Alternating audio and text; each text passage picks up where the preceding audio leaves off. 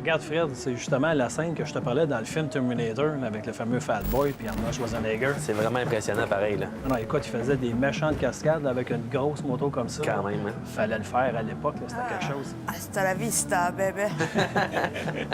À l'époque, là, écoute, c'est une génération complète là, qui rêvait d'avoir une Harley Davidson comme Arnold, là, la fameuse Fat Boy. Là, écoute, c'était vraiment quelque chose. T'as l'air d'un gars qui a le goût d'en parler? Ben oui, je vais lui en parler, certain. Tu me passes ça, Fred?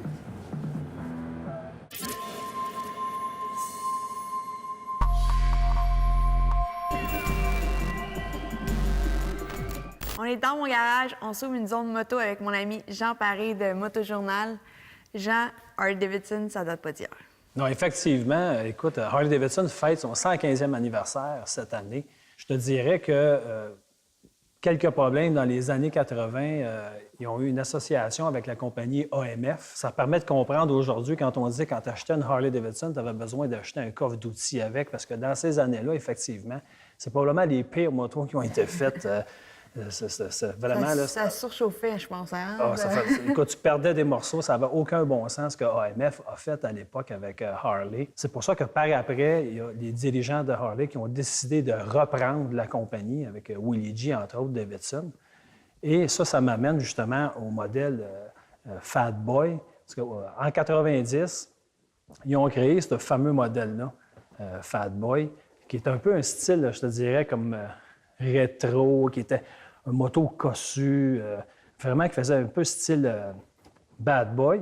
C'est pour ça d'ailleurs qu'on a retrouvé cette moto-là dans le film Terminator avec Arnold Schwarzenegger, parce que la production cherchait justement une moto solide, parce qu'il y avait beaucoup, on était à l'époque des premières cascades, je dirais, au niveau des effets numériques. Puis ça prenait une moto qui était capable justement de subir vraiment des chocs. Puis en plus, c'est quelque chose d'un peu ténébreux, sombre, qui correspondait exactement au Terminator. Puis évidemment, mais ça a donné une poussée à Harley Davidson parce que, évidemment, ce film-là a été écouté, réécouté et encore aujourd'hui. Puis ce modèle-là perdure depuis toutes ces années-là. C'est un modèle iconique chez Harley Davidson. Tout le monde a rêvé ou rêve d'avoir son Fat Boy. Mais là, j'ai entendu dire que tu as eu le goût de faire ton petit Terminator. Effectivement, je me suis payé à l'adresse. J'ai fait mon Terminator, j'ai essayé la nouvelle Fat Boy 2018. Parfait. Ça te tente d'aller voir ça? Oui. OK, on regarde ça.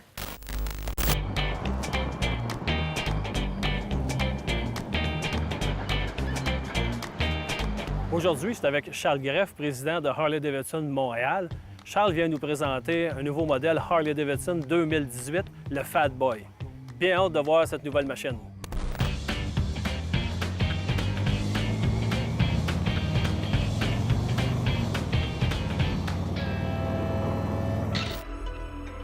Bon, bien, merci d'être là, Charles, ce matin pour venir nous présenter un nouveau modèle Harley Davidson. 2018, grosse année pour la Harley Davidson, 115e anniversaire, mais surtout 8 nouveaux modèles que Harley nous présente, dont le Fat Boy que tu nous as amené ici ce matin. Écoute, on parle de changement majeur, le cadre, la suspension. Est-ce que tu peux nous expliquer un peu vers quoi Harley Davidson nous amène? Oui, alors la suspension est un pas majeur vers l'avant. Beaucoup plus stable, beaucoup plus confortable et puis facilement ajustable à la main, très rapidement, strictement en tournant. OK. Alors, tu peux raffermir ou assouplir la suspension Effectivement. selon ce que tu aimes, ou passager ou non. Ou avec bagage ou pas. OK. Et au Québec, et peut-être particulièrement à Montréal, il y a quelques petites bosses et de trous. Et ça fait vraiment une très grosse différence. Ça prend une bonne suspension au Québec, ça, on le sait. Écoute, on regarde aussi au niveau de la présentation, chrome brossé. J'ai remarqué aussi qu'au niveau du phare en avant, il y avait eu des changements. C'est une lumière LED et un look beaucoup plus moderne. Évidemment, il y a des gens qui aiment moins. Mais ce virage-là a été probablement une grosse décision pour Harley pour aller chercher une nouvelle clientèle. Bien, exact. On voit qu'il travaille très fort, effectivement. On va dire Harley est en train tranquillement de travailler, aller chercher une clientèle de milléniaux. On ne se le cachera pas. Il y a encore beaucoup de modèles pour l'ancienne génération, les cheveux blancs comme nous autres, Oui. mais aussi pour les jeunes qui suivent, ça c'est sûr et certain. Je remarque la roue pleine aussi. Oui, des belles roues bien dessinées, modernes, avec un 240 à l'arrière et un 160 à l'avant. Des guidons avec un plus gros tube, bien positionnés, bien placés. Et évidemment, la nouveauté, les clients peuvent choisir soit un 107 ou un 114. Oui, effectivement, on parle du nouveau moteur, le Milwaukee 8. Ça correspond à combien de cc, un 114? 1868 cc. Donc, pour 1500 seulement, on passe de 107 à 114. Donc, la clientèle, maintenant, peut bâtir et choisir son type de moteur sur cette nouvelle plateforme. OK. Et c'est un gros pas. Et l'ABS est inclus. Ah, OK, aussi.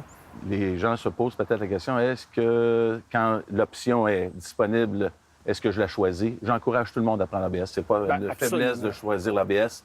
C'est un atout, c'est un incontournable. Tu as absolument raison. D'ailleurs, un ABS devrait toujours être de série sur une moto. On ne peut pas se passer Dans ce de cas-ci, freinage c'est standard. ABS. Écoute, j'ai vraiment hâte d'aller l'essayer. Alors, je te souhaite un bon essai avec un grand, grand sourire. Et là, si tu reviens avec des mouches sur les dents, c'est parce que tu as aimé ton expérience. Merci, Charles.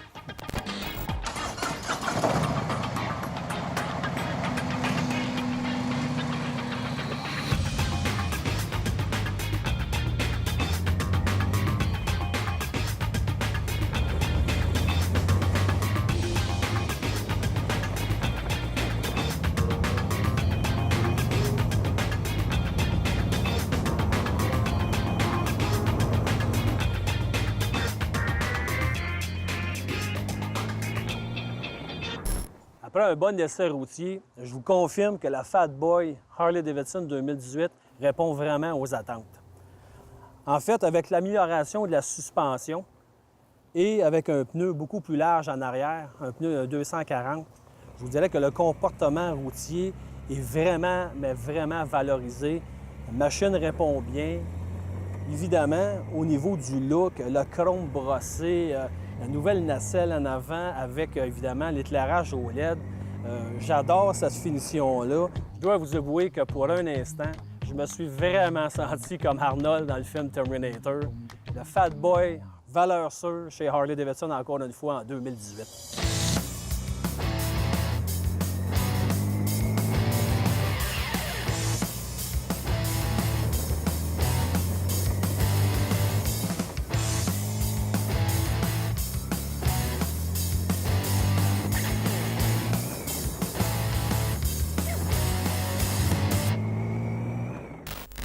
Donc, Jean, on peut voir que Harley-Davidson, c'est un mode de vie.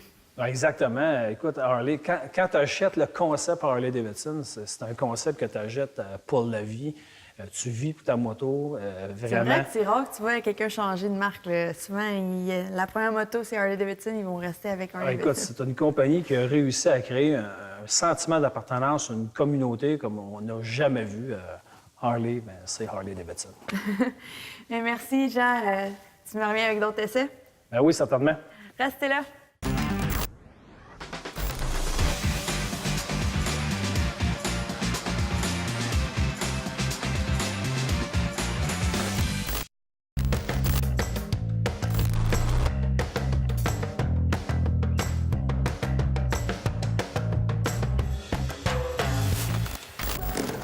T'as amené du beau stock, Dave. Sérieusement, là? Il y a pas mal de modèles. Ouais. Je vais appeler Cynthia voir si elle est en route. Bonne idée. Appeler Cynthia Gauthier. Hey, ça sonne. C'est le fun. Ma belle Cynthia. Dave est arrivé. T'es-tu en route? Super, on t'attend.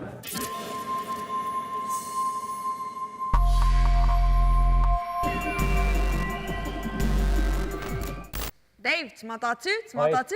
Oui, je t'entends, mais c'est trop fort. Aujourd'hui, dans la zone BL, j'accueille Dave Oakley et on parle de communication pour les casques. Oui, justement, on parle d'une marque qui s'appelle Sena. C'est des systèmes de communication en Bluetooth. Puis justement, on a apporté plein de modèles.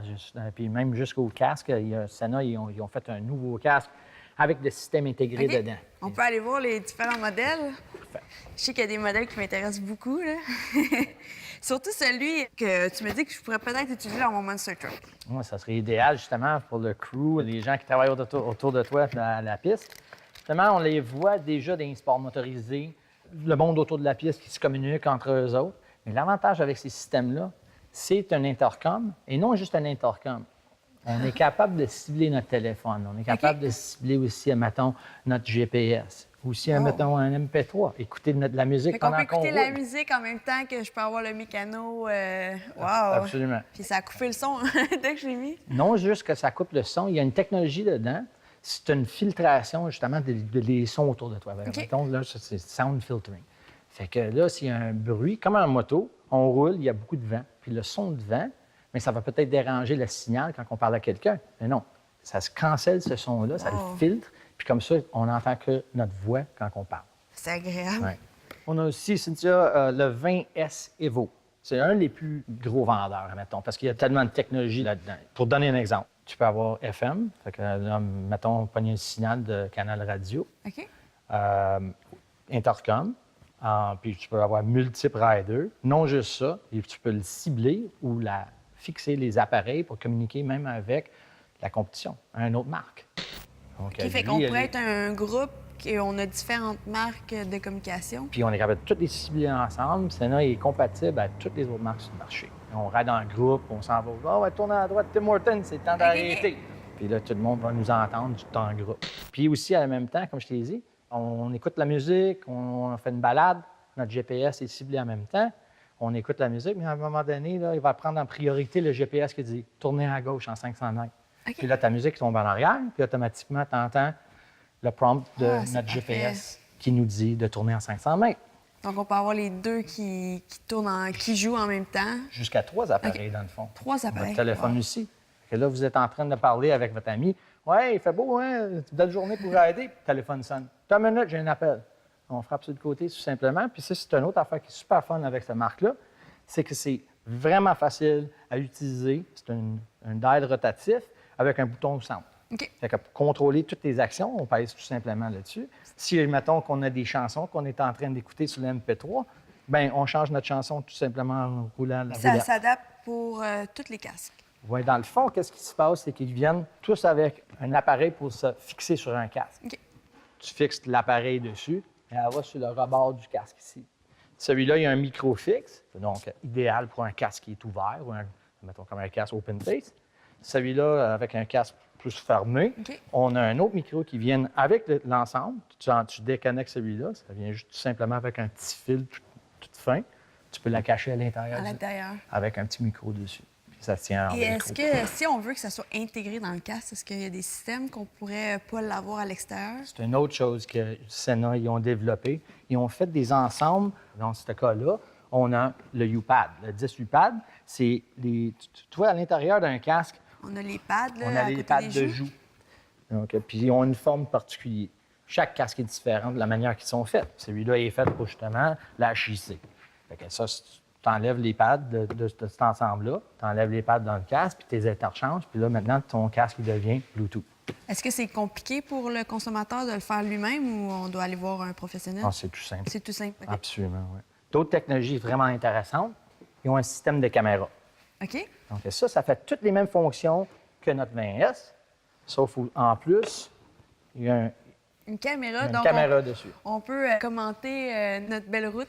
Absolument. OK. Mais qu'est-ce que tu viens de dire? C'est pas évident, ça. Le monde, il pense, bon, ben, on est capable de le filmer. Mais non, juste ça, on est capable de faire une narration. On est capable de parler en même temps qu'on filme. Hey, Et wow. une autre affaire qui est vraiment cool avec ça, il fait du buffering. Il est en train tout le temps de se filmer, mais non officiellement. Puis à toutes les 60 secondes, il se cancelle puis il continue à filmer. Je pèse sur le piton, puis ça vient chercher le 60 secondes. En plein ça. OK? Fait que Wow! t'imagines-tu les choses que des fois, on manque, ça arrive tellement rapidement, mais on frappe sur le côté. On a la mais dernière j'en sais. 60 secondes, la dernière minute. Est-ce que la batterie, elle dure longtemps? Avec toutes les nouvelles technologies de batterie, les batteries durent assez longtemps, c'est ça. OK. Justement, avant que tu aies besoin de la charger, tu as une pleine journée d'activité avec OK. ton appareil Fait que avant si tu d'avoir. pars pour 3 jours, tu fais juste la recharger le soir. Exactement. Chaque modèle apporte soit plus d'options et ou elle est faite d'une telle façon. Ça varie en quel prix environ ça peut varier? Bien, ça varie justement. Au prix de détail, ça peut partir des 200 de dollars, aller jusqu'à en haut de 500 pour des paires. OK. Puis ici, on a, dans le fond... Ça, c'est le 10S. Le 10S, c'est le prédécesseur du 20S. OK. Les différences entre ces deux-là, lui, il a la capacité du FM, celui-là, il ne l'a pas, mais sauf qu'il y a aussi une différence de distance qu'il pourra apporter en intercom. OK. Fait que ça peut jouer, dépendant le modèle encore, entre 300 mètres, aller jusqu'à 2 km. Ah, mais merci beaucoup, c'est très intéressant. Je pense que je vais en parler à mon mécano, avoir une petite communication avec la musique, là, ça m'intéresserait pendant que je suis dans les airs, là, wouh, avec la petite musique, là, boum, boum. Je te verrais plus avec du ACDC. Ouais. Merci beaucoup, Dave. Ça me fait plaisir. Restez là, on est de retour dans un instant.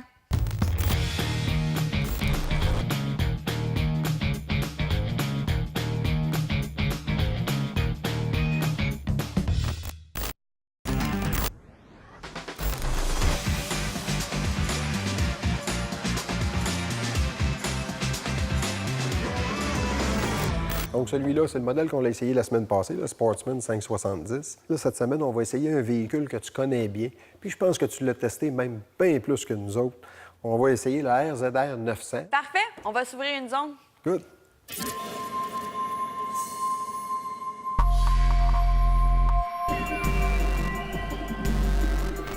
Aujourd'hui, on a la chance d'avoir Stéphane qui vient nous parler du nouveau Razor 900 que je connais très bien. Ben oui, c'est une machine ça, que tu as utilisée en compétition, tu as couru avec, tu travailles avec une version qui est plus performante un petit peu.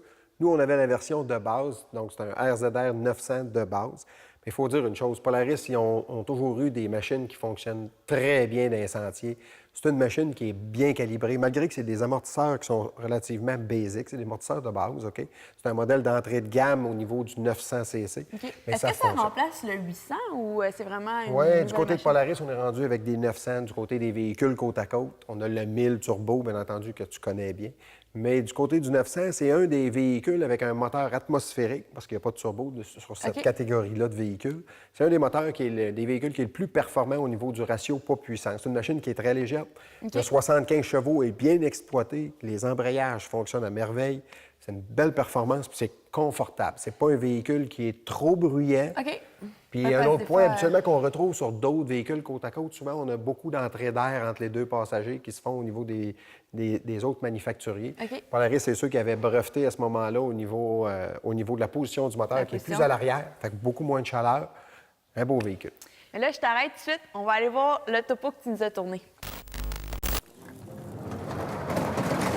Je teste pour vous la RZR 900 2017, version 50 pouces pour la trail.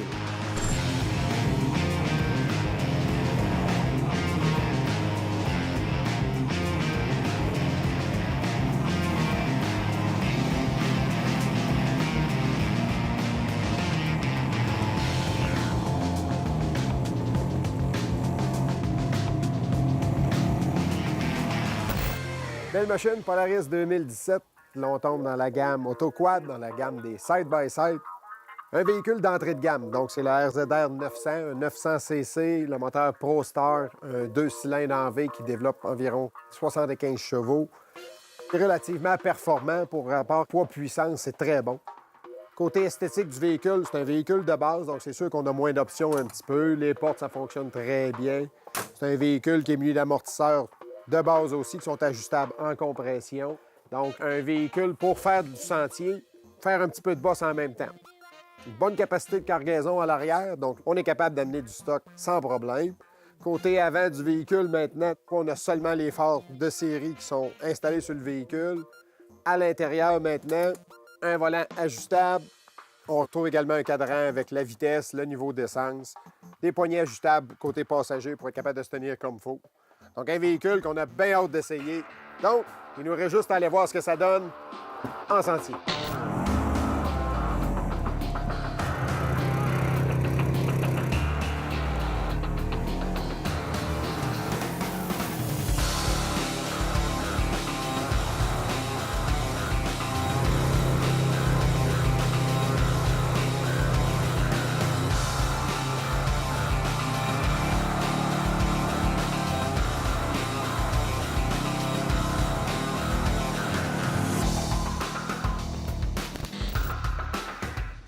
RZR 900 2017.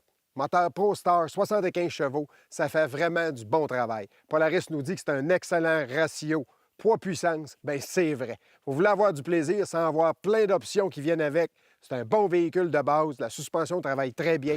Pensez-y pour votre prochain achat.